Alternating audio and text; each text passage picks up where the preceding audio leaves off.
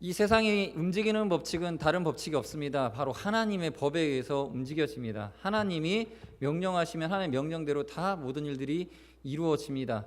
그런데 우리 눈에는 하나님께서 어떤 것을 명령 내리시고 어떤 일들을 펼치시는지 그것을 다 우리가 알 수 없으므로 이 세상이 그냥 어떤 주어진 자연 법칙에 의존해서 돌아가고 있다라고 생각하고 살아갑니다. 그래서 과학자들이 계속 과학을 연구하면서 그 법칙을 찾아내죠. 그냥 자연스럽게 그렇게 되는 법칙들, 그냥 자연 과학 이렇게 만들어 놓습니다. 사회도 마찬가지죠.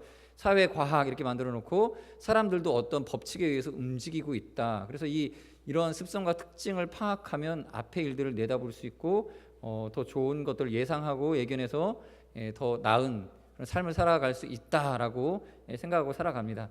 그러나 우리 믿는 신앙인들은 어떻게 합니까? 그렇게 과학적으로 살아가는 게 아닙니다. 저희들은 하나님이 계시다라는 것을 믿기 때문에 기도하면서 살아갑니다. 법칙대로 살아가는 게 아니라 하나님께 기도하고 하나님 뜻을 구하고 하나님 생각과 그 마음이 어떠한지를 살펴서 살아가는 게 저희의 삶이죠.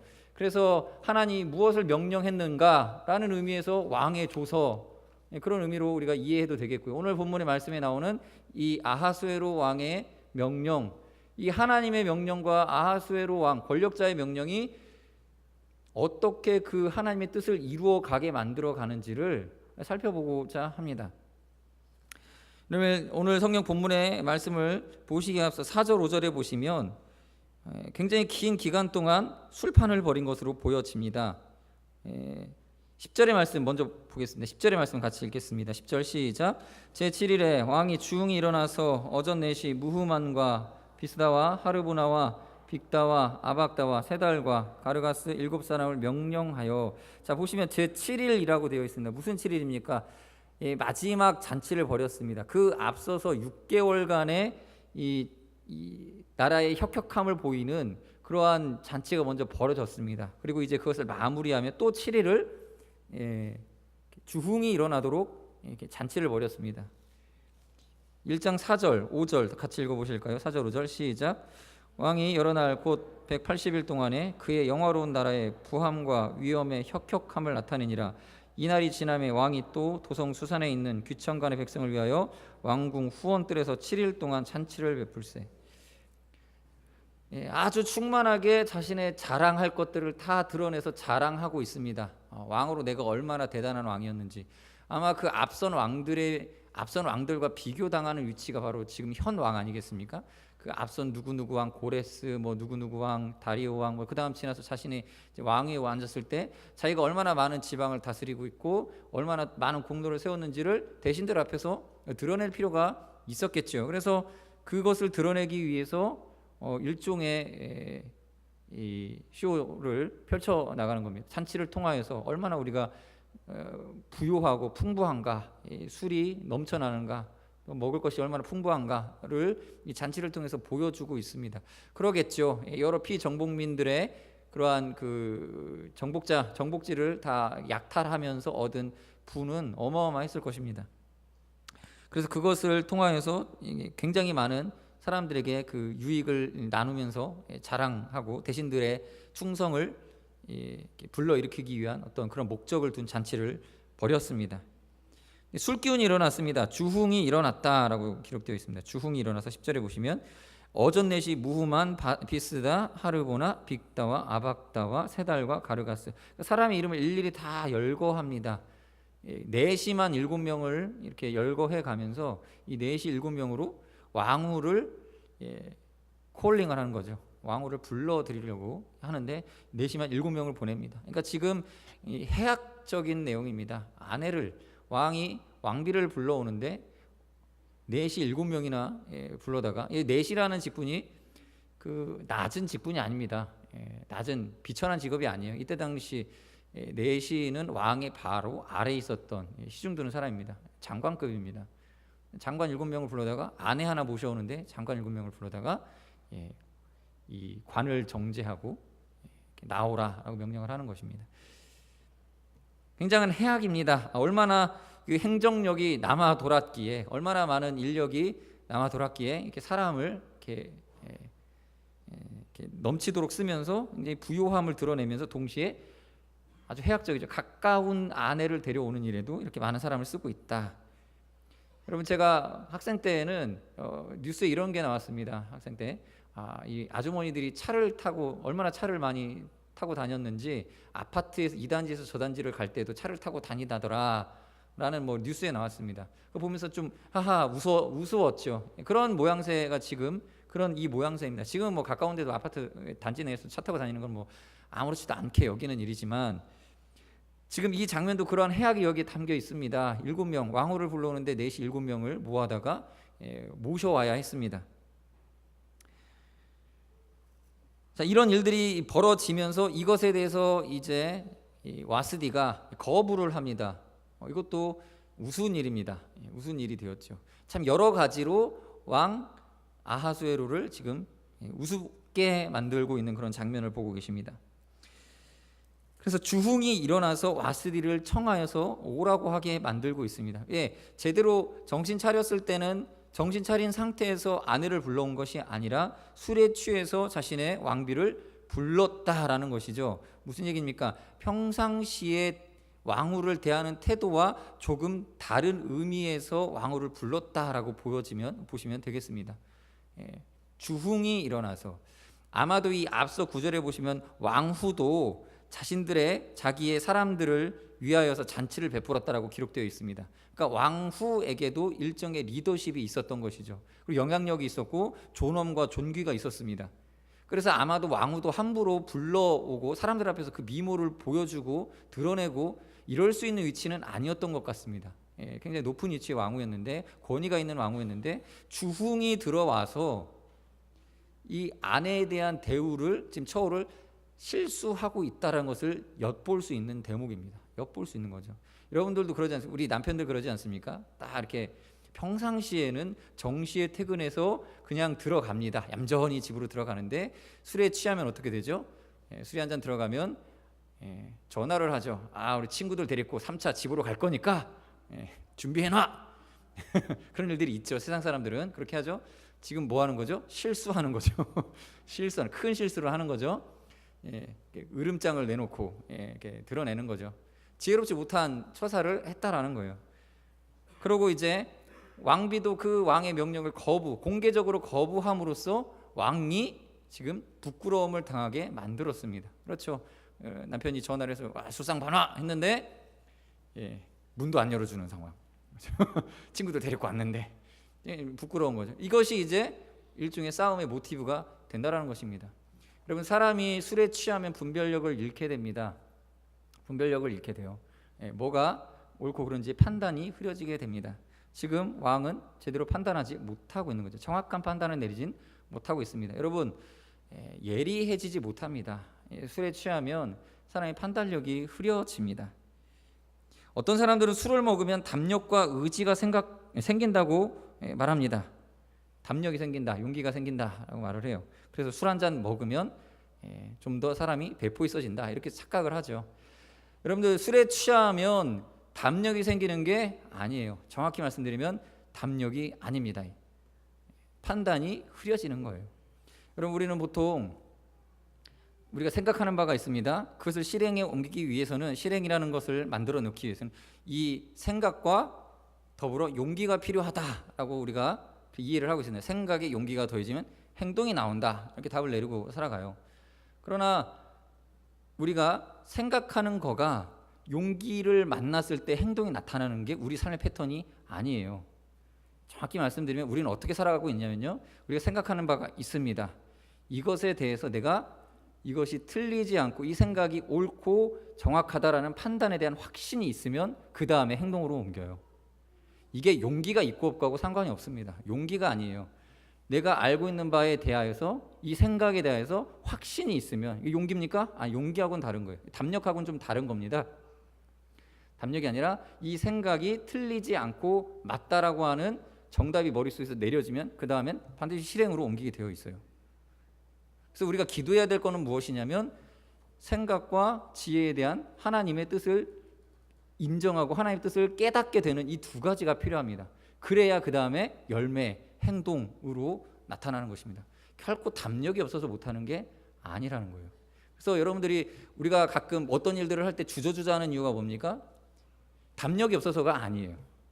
절대로 담력이 없어서 주저주저하는 것이 아니라 그것에 대한 내가 이것에 대한 확신, 그것에 대한 하나님의 응답하심, 이렇게 하면 틀리지 않을 것이라고 하는 판단의 정확성이 있으면 실행으로 옮겨진다는 것입니다. 그럼 우리 기도할 때 이렇게 기도하셔야 됩니다. 하나님, 내게 용기 좀 주십시오. 용기를, 담력을 주십시오. 이게 이렇게 기도할 것이 아니라, 하나님, 저에게 정확한 판단력과 확신과 믿음을 주십시오.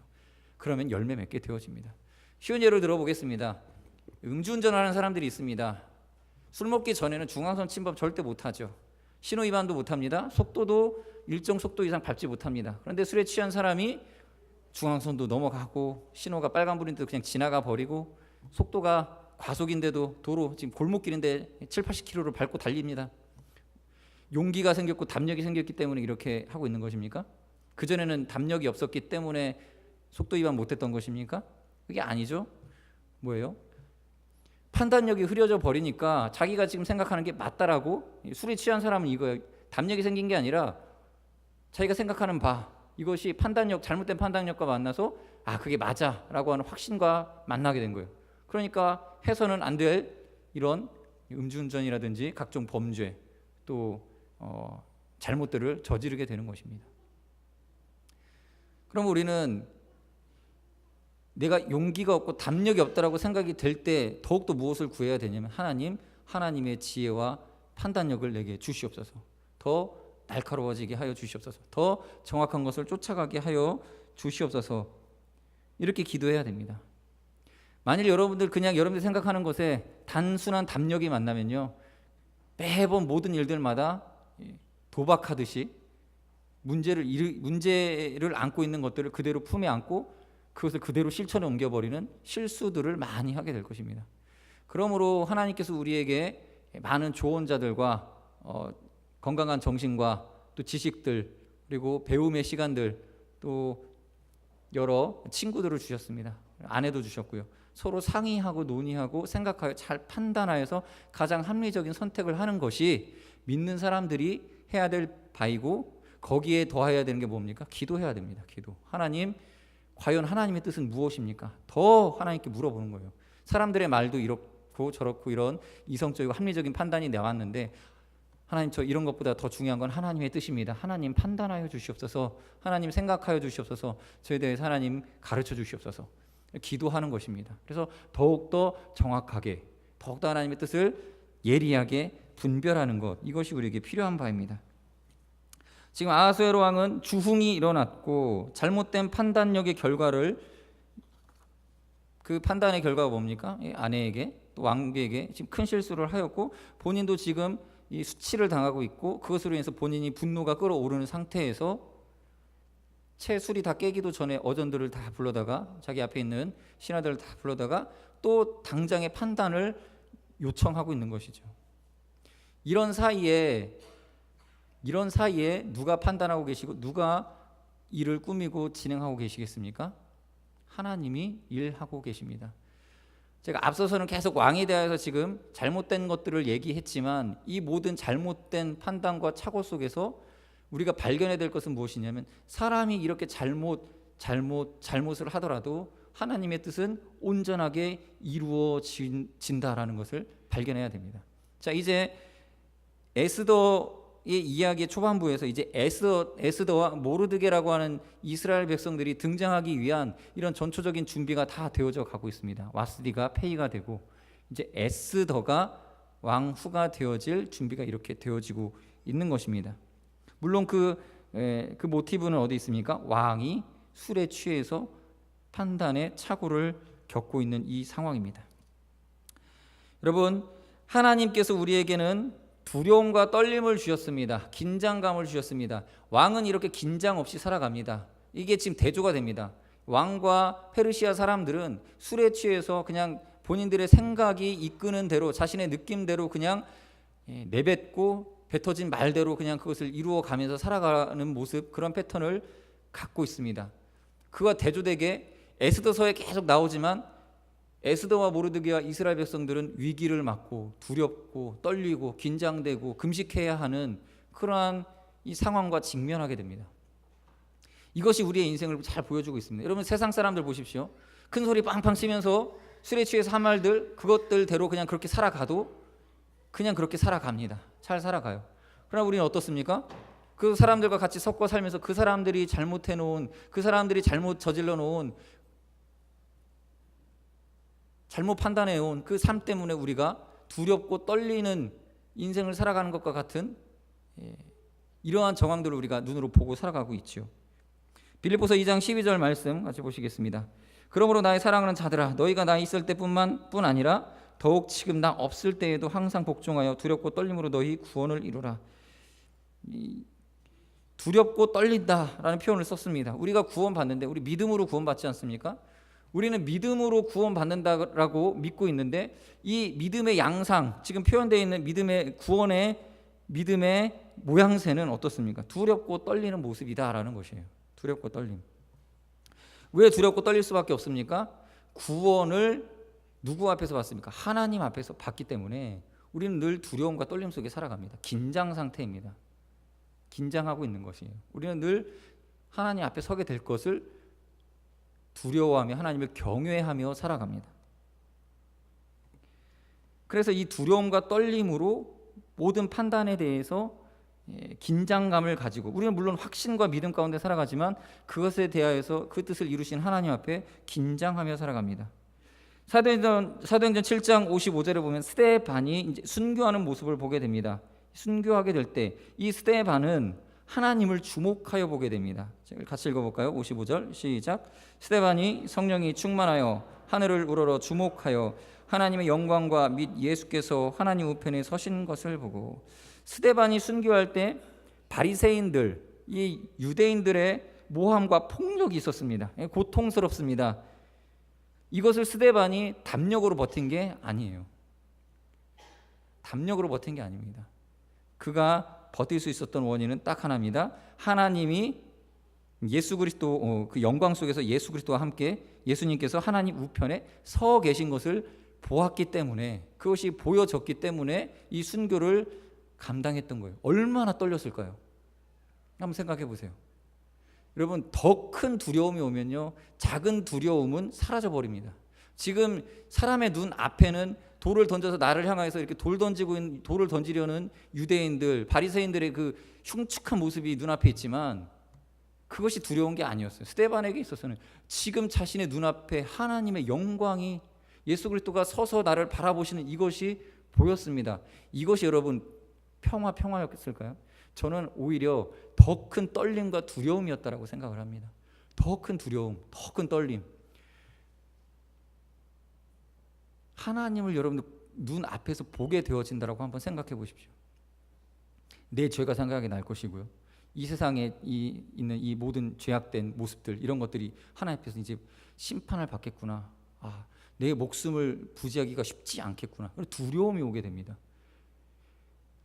커다랗고 뜨거운 불을 보게 되면요, 가까이 갈 수가 없습니다. 왜 그러죠? 그 열기가 뜨거워서 내가 조금이라도 가까이 가면 피부가 상하고 머리가 다 꼬슬려질 것 같은 그런 두려움을 느낍니다. 이제 스데반이 하늘에 계신 하나님의 모습을 보게 되었고 그 우편에 계신 예수 그리스도의 서 계심, 앉아 계신 것도 아니고 서 계신 모습을 보게 됩니다. 얼마나 두렵고 떨렸고 긴장되었을까요? 그러니 놀라운 거죠. 그 경외감 속에 파묻혀 있는 것입니다. 그래서 이 큰 두려움, 이 떨림이 이 앞에 있는 폭력에 대한 두려움을 압도해버린 것이죠. 그래서 그는 예수 그리스도와 하나님을 보았기 때문에 그것을 말할 수밖에 없었고, 그 죽음도 두려워하지 않고 죄가 오히려 이 땅에 있는 그 죄를 바라보게 되고, 하나님 저들의 죄를 저에게 돌리지 마옵소서, 이렇게 말하고 순교했습니다. 잤습니다. 여러분, 성령의 충만하면 어떤 일이 벌어지느냐, 우리는 이 담력이 생긴다고 생각을 합니다. 성경에 보면 담력이 생기는 모습처럼 굉장히 용기 있게 말하는 것처럼 나타나지 않습니까? 베드로가 막 갑자기 성령 충만하더니 사람들 앞에서 말했다. 우리는 여기에 집중합니다. 그 많은 사람들 앞에서 담대하게 말했다. 이게 담력이 생겼기 때문에 담대하게 말한 것입니까? 그가 아니에요. 그가 성령 충만하면서 하나님의 영이 그에게 임하고 하나님에 대한 올바른 인식, 그 상황에 대한 정확한 판단과 확신이 그 안에 들어왔기 때문에 그 결과로서 담력이 맺어진 거예요. 하나님께서 살아계신 것과 자기와 함께 하신 것과 예수 그리스도가 죽었다가 살아나셔서 부활을 승천하신 것에 대한 확신이 그 베드로에게 임하니까, 이것에 대한 확신과 판단이 임하니까 그 다음에 담력이 따라왔어요. 우리 눈에 보일 때는 굉장히 용기를 내어서, 담력을 내어서 말하고 있는 것처럼 보일 뿐이죠. 성령 충만하면 하나님께서 우리에게 무엇을 주십니까? 판단력과 민첩함과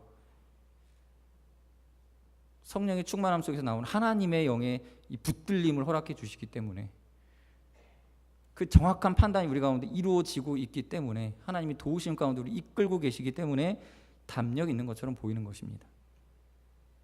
그러므로 우리는 무엇을 두려워해야 됩니까? 우리의 판단력, 우리의 이 정확하게 바라볼 수 있는 이 사고 능력이 어떠한 것들에 의해서 흐려지지 않기를 하나님 앞에서 바로 서야 됩니다. 그것이 우리의 마땅히 해야 될 일이라는 것입니다. 뇌물을 받으면 왜 안 되는지, 출애굽기 23장 8절에 이렇게 나옵니다. 너는 뇌물을 받지 말라. 뇌물은 밝은 자의 눈을 어둡게 하고 의로운 자의 말을 굽게 하느니라. 뭐가 선물이고 뭐가 뇌물입니까? 여기서 나오지 않습니까? 답이 여기 있어요. 이 선물을 받으면 내가 판단력이 흐려질 것 같은, 그러니까 정확하게 분별해내지 못할 것 같으면 이건 뇌물이에요. 근데 이것을 받고도 나는 정확하게 분별할 수 있고 판별을 내릴 수 있을 것 같다. 그건 선물이겠죠. 뭐 반대로 생각해도 되겠습니다. 여러분, 우리는 뇌물을 받으면 우리의 판단력이 흐려지게 되어 있습니다. 누군가가 좀 더 잘 좀 봐주지 않을래 하고 일정의 물질을 우리에게 보이지 않는 곳에서 건네주면 권한을 가진 우리는 올바로 판단하지 못하게 되죠. 그래서 그릇된 판결을 내리고 누군가에게 봐주기식 일을 처리할 수도 있다라는 것입니다. 죄가 문제입니다. 이 모든 죄들이 우리에게서 무엇을 빼앗습니까? 평강을 빼앗고요, 판단과 분별력을 앗아갑니다. 아담과 하와가 처음에 유혹을 받았을 때에 그 판단력과 이 사고 능력을 빼앗아 버렸지 않습니까? 어떻게 빼앗습니까? 마귀가 와가지고, 뱀이 와가지고 유혹을 합니다. 유혹. 판단력을 흐르뜨러 버립니다. 너도 저것을 먹으면 하나님처럼 될 거야. 여기에 흔들려 버린 거예요.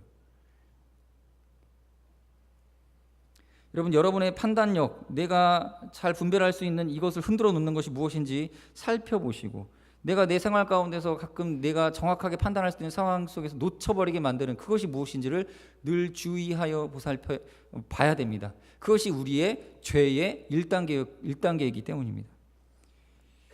잠언 30장 8절에 보면 또 한 가지 우리를 흔들리게 만드는 것이 있습니다. 8절, 곧 헛된, 잠언 30장 8절입니다. 다 같이 읽어볼까요? 시작.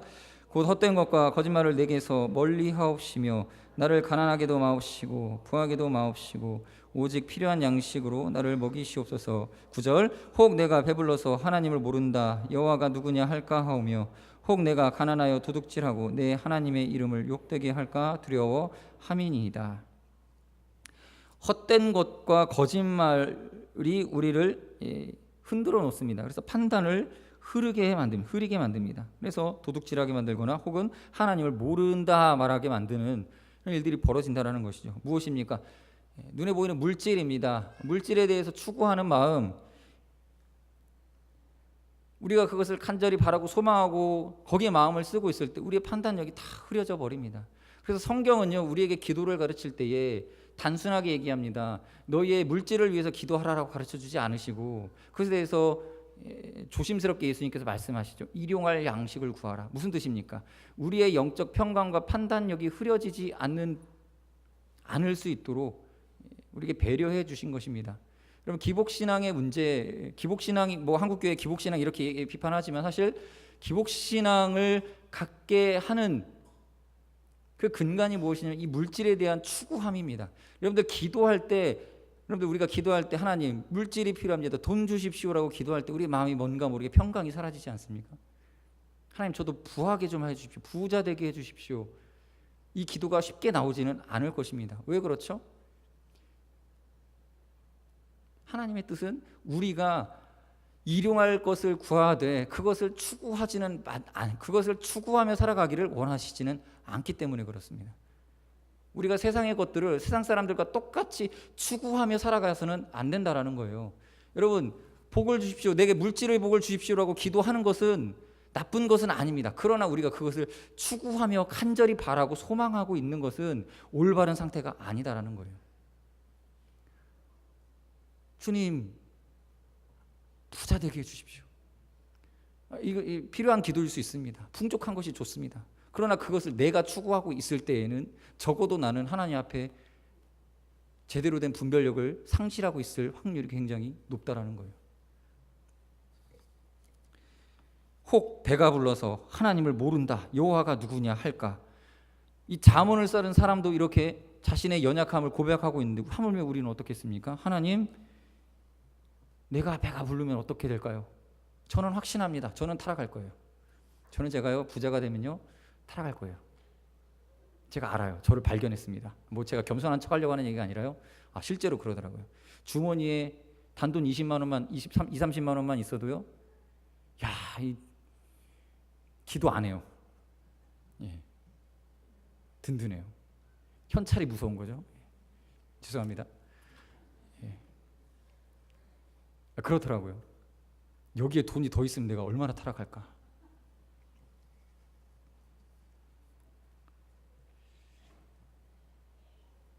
물질의 많고 적음에 대해 교만이 찾아오거나 혹 도둑질할 마음이 생긴다면, 내가 가난해서 도둑질할 마음이 생긴다면 이 또한 하나님 앞에 부르짖어야 됩니다. 하나님, 내가 이러면 안 되죠. 하나님, 제가 도둑질할 마음이 내 안에 있다면 이 가난을 극복하게 하여 주시옵소서. 기도해야 됩니다. 간절히 기도해야 됩니다. 도둑질이라는 것이 눈에 보이는 것을 훔치는 것만이 도둑질이 아닙니다. 누군가를 속이고 내가 일하지 아니한 것 결과를 얻으려고 하고, 앞서 아침에도 담임 목사님께서 우리에게 엄하게 경고하신 것처럼 주식에 투자해서 그냥 일확천금을 얻으려고 하고 투자해가지고 쉽게 그냥 돈 벌 생각하는 이 마음들, 무엇을 추구하고 있는지 여러분 자신을 들여다보셔야 됩니다. 과연 내가 하나님 앞에 이 판단력과 이 평강이 내 안에 거하고 있는지를 점검해 봐야 됩니다. 이것이 안 된다면 하나님 앞에 나 자신을, 이렇게 추상적으로 말하면 잘 이해가 안 되시겠죠. 만약에 그렇다면 여러분 새벽 예배를 빠지지 말으셔야 됩니다. 다음 주에 있을 특세 기간 동안에 하나님 앞에 분별력을 구하며 하나님의 뜻을 구해야 됩니다. 이제 13절부터 20절까지의 말씀을 살펴보면 재미있습니다. 13절, 14절 다 같이 읽어볼까요? 시작. 왕이 사례를 아는 현자들에게 묻되 왕이 규례와 법률을 아는 자에게 묻는 전례가 있는데 그때 왕에게 가까이 하여 왕의 기색을 살피며 나라 첫 자리에 앉은 자는 바사와 메대의 7 지방관 곧 가르스나와 세달과 아드마다와 다시스와 메레스와 마르스나와 무무관이라. 또 7명 나옵니다. 장관 또 7명. 이제는 지방관입니다. 도청이죠. 도지사. 지방관을 불러다가, 그러니까 지방에서 자기 업무를 봐야 될 그 지방의 수령들인데 여기 와서 좀 생각해 보십시오. 지방관이 와서 왕의 집안일을 의논을 해야 될 상황이 됐습니다. 아마 이 지방관들 중에는 몇 명은 내가 이런 것까지, 이런 일들까지 이렇게 회의를 하면서 진행을 시켜야 되는가, 이런 마음이 있는 사람이 있을 수도 모르겠습니다. 아무튼 지금 이러한 사소한 사건조차도 큰 문제로 공론화시켜버리는 페르시아 지금 왕궁의 이 관료주의의 한 단면을 비웃고 있는 것이죠. 비웃는 것입니다. 7 지방관을 불러다가 이 문제를 해결하기 위해서 의논을 했답니다. 15절부터 16절, 20절까지 우리 재미난 이제 무무관이라고 하는 이 신하의 대답인데 우리 함께 읽어볼까요? 다 같이 읽으면서 어떻게 지금 판단을 내리는지 우리도 한번 같이 이야기 속에 들어갔으면 좋겠습니다. 15절부터 20절까지 같이 읽어보겠습니다. 시작. 왕 와스디가 내시가 전하는 아수에로 왕의 명령을 따르지 아니하니 규례대로 하면 어떻게 처치할까? 무무관이 왕과 지방관 앞에서 대답하여 이르되 왕후 와스디가 왕에게만 잘못했을 뿐 아니라 아하수에로 왕의 각 지방의 관리들과 뭇 백성에게도 잘못하였나이다. 아하수에로 왕이 명령하여 왕후 와스디를 청하여도 오지 아니하였다 하는 왕후의 행위의 소문이 모든 여인들에게 전파되면 그들도 그들의 남편을 멸시할 것인즉 오늘이라도 바사와 메대의 귀부인들이 왕후의 행위를 듣고 왕을 모든 지방관들에게 그렇게 말하리니 멸시와 분노가 많이 일어나리라. 왕이 만일 좋게 여기실진데 와스디가 다시는 왕 앞에 오지 못하게 하는 조서를 내리되 바사와 메대의 법률에 기록하여 변개함이 없게 하고 그 왕후의 자리를 그보다 나은 사람에게 주소서. 왕의 조서가 이 광대한 전국에 반포되면 귀천을 막론하고 모든 여인들이 그들의 남편을 존경하리이다 하니라. 지금 에스더 1장에서 가장 긴 한 사람의 말이에요. 한 사람의 대사죠. 지금 아주 길게 설명을 하고 있습니다. 이 말은 얼마나 참 지혜로운 말인지 모르겠습니다. 제가 봤을 때는 굉장한 오지랖과 지금 오버인데, 이 말이 이 아하수에로 왕의 귀에는 좋게 들렸습니다. 지방관의 말에도 좋게 들렸습니다. 왜 그렇죠? 이 모든 이 왕의 공분한 이 상황을 누그러뜨리는 말을 하고 있기 때문에, 이 문제가 한 번에 해결될 법을 딱 만들어 놓았기 때문에 좋아할 수밖에 없죠. 누가 이 일에 그렇게 참견하고 문제를 골치 아프게 계속 끌고 가기를 원하겠습니까? 그런데 단번에 답변을 내놓습니다. 어떻게 하면 되겠습니까? 이게 소문이 나면 지방관들이, 이 지방관의 아내들도, 이 각 그 귀족들의 아내들도 똑같이 행동을 할 것이고, 그로 인해서 말이 나오면 왕의 체면이 말이 아니게 될 텐데, 이 상황을 모면할 수 있도록 지금 왕후 와스디를 엄벌에 처하고 대신하여 왕후를 따로 세우고, 또 법을 하나 세우되 남편이 모든 그 가정을 주관하는 권위를 더 강력하게 갖도록 하는 이 법을 내림으로써 왕에게는 어떻습니까? 자기가 지금 당하고 있는 이 수치와 지금 곤란한 상황을 모면하게 해주고 있고, 또 이 일로 할 게 얽혀 있는 이 지방관들의 이 위기도 같이 이렇게 넘어갈 수 있게 해주는 그런 아주 요령 있는 대답이었죠. 그래서 이 일을 좋게 여겨서 우습지만 7명의 지방관이 모여서 이러한 법령을 내리고 이 문제가 아주 단순하게 해결이 되어집니다. 자, 이 사건의 이 결론이 이렇게 아주 좋게 끝났습니다. 하나님께서 에스더와 모르드게를 이제 이 왕궁에 들이시기 위하여서 이런 일들을 펼치셨습니다. 그리고 이스라엘 백성들을 구원하시기 위한 일종의 계획과 하나님의 그 뜻이 이 안에 담겨져서 이행이 되어지고 있는 것입니다. 여러분, 이중적으로 보시면 되겠습니다. 첫 번째 틀은 어떻게 됩니까? 이 아하수에로 왕이라고 하는 왕의 통치와 그 밑에 있었던 사람들이 그 왕궁 안에서 일어난 일들로 인해서 이러이러한 조서가 그 전국에 선포되는 이 모습, 어리석은 지도자의 지도력을 하나의 이 액자로 담을 수 있겠습니다. 그런데 이것 위에 이것을 바라보고 계시는 하나님이 계시다라는 거예요. 이 페르시아 왕의 어리석고 미련한 이러한 통치의 모습을 또 하나님께서는 또 하나의 액자에 크게 담으셔서 결국은 무슨 뜻이 이루어지고 있습니까? 하나님께서 이스라엘 백성들을 향한 구원의 계획을 이루어 가고 계신다라는 것입니다. 여러분, 예수님께서 십자가를 지셔서 십자가에 못 박혀 피 흘려 돌아가실 때까지만 놓고 보면 마치 마귀가 승리하여서 하나님의 아들이 더 이상 그 복음 증거하는 일들, 많은 억눌리고 갇힌 자들을 이 해방시키는 일들이 멈춰버린 것 같은 그러한 하나의 틀을 이 마귀가 만들어 놓았습니다. 그래서 승리한 것처럼 보입니다. 그러나 그 위에 무엇이 있습니까? 우리가 복음서를 볼 때 느끼는 게 무엇입니까? 이 악한 마귀의 계획과 계획을 변하여서 하나님께서 구원하시고자 하시는 구원의 계획을 온전하게 다 이루시는 모습을 우리가 보게 되지 않습니까? 오늘 이 에스더에 나오는 말씀도 우리에게 이것을 보여주고 있습니다. 이 세상을 다스리시는 분은 마치 이 세상에는 살아가는 권력자들, 힘 있는 자들, 법률과 제도가 이 세상을 통치하고 있는 것처럼 보이지만 실제로 이것을 다스리고 이 모든 것을 조서를 내려서 실제로 도장을 찍고 그대로 이행하시는 분은 하나님이시다라는 것입니다. 중요한 것은 여러분 잘 보십시오. 이제 피곤하시더라도 마지막입니다. 중요한 것은 이 모든 일에 하나님께서 사람을 사용하셨습니다. 사람. 어디로 갈지 몰라요.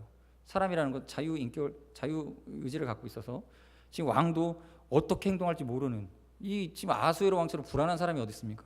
몰라요. 그런데 그를 통하여서 이스라엘 백성들을 구원하실 수 있는 계략이 지금 만들어지고 있습니다. 더불어 모르드게와 에스더를 통하여서 하나님께서 구원을 이루어 가십니다.